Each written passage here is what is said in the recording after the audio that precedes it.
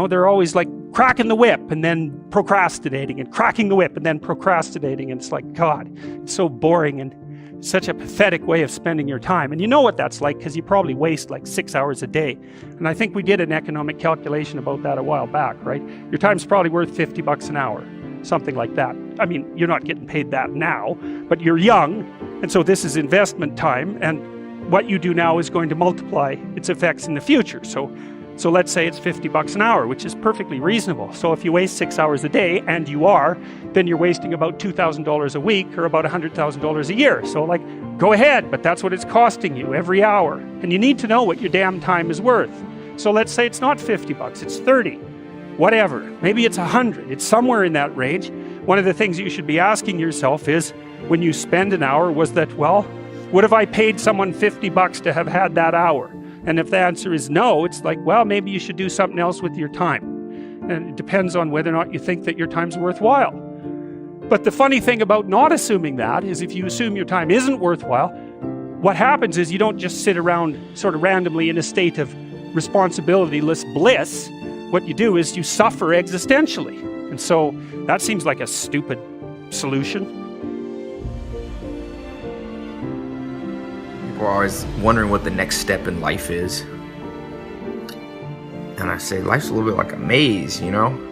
Until you walk down one hallway and try to open the door, you don't know if it's a dead end or not. And people are trying to sit back, and that's where the procrastination comes in, and look real far down the hallway. And I'm like, just walk. If your actions are not in line with your beliefs, stop lying to yourself.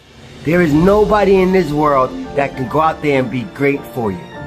You gotta make a conscious decision to stop making excuses, strap up your heart, stick out your chest, and get it done. There's nobody in this world that's going to give you what you want. You're gonna have to go out there and get what you want by working hard. Being talented is not good enough. You gotta work hard, you gotta be passionate, and you gotta be grateful. One of the major reasons for procrastination and delay in the workplace is that people avoid jobs and activities in those areas where they have performed poorly in the past. Instead of setting a goal and making a plan to improve in a particular area, most people avoid that area altogether, which just makes the situation worse. The reverse of this is that the better you become in a particular skill area, the more motivated you will be to perform that function, the less you will procrastinate, and the more determined you will be to get it finished. The fact is that everybody has both strengths and weaknesses. Refuse to rationalize, justify, or defend your areas of weakness. Instead, identify them clearly. Set a goal and make a plan to become very good in each of those areas. Just think, you may be only one critical skill away from top performance in your job. Here's one of the greatest questions you will ever ask and answer. It's this: what one skill, if I developed and did it in an excellent fashion, would have the greatest positive impact on my career? You should use this question to guide your career for the rest of your life. Look into yourself for the answer. You probably know what it is. Ask your boss this question. Ask your coworkers. Ask your friends and your family. Whatever the answer is, find out and then go to work to bring up your performance in this area.